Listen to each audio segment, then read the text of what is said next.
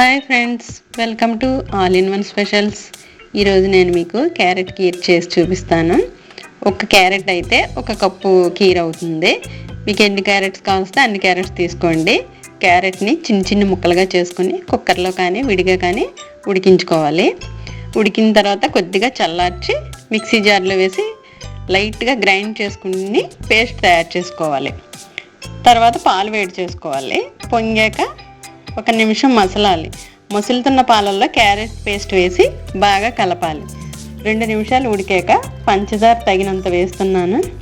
మీరు బెల్లం కానీ హనీ, ఇలాచి ఏవైనా మీకు ఇష్టమైన మీరు వేసుకోవచ్చు. 1 నిమిషం పంచదార కరిగేలా కలిపి దించేసుకోవచ్చు. కీర్ రెడీ అయినట్టే. తర్వాత నెయ్యి వేడి చేసి జీడిపప్పు వేయించుకోవాలి.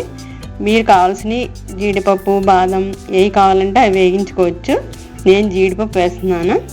కీర్ తాగే గ్లాసులోకి తీసుకుని జీడిపప్పు గార్నిష్ చేసుకోండి. కీర్ రెడీ అయినట్టే. దీన్ని చలికాలంలో వేడిగా, వేసవి కాలంలో చల్లగా తాగొచ్చు.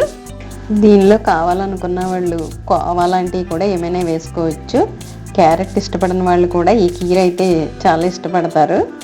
చూసారుగా ఫ్రెండ్స్, ఈ వీడియోని devotional skills, machine works, hand works, cooking recipes, useful tips, ముగ్గులు మా ప్లేలిస్ట్లో ఉన్న వీడియోస్ని వాచ్ చేయండి. ఇలాంటి డిఫరెంట్ టాపిక్స్తో మరిన్ని వీడియోస్ కోసం మా ఛానల్ని సబ్స్క్రైబ్ చేసుకుని పక్కనే ఉన్న బెల్ ఐకాన్ని క్లిక్ చేయండి.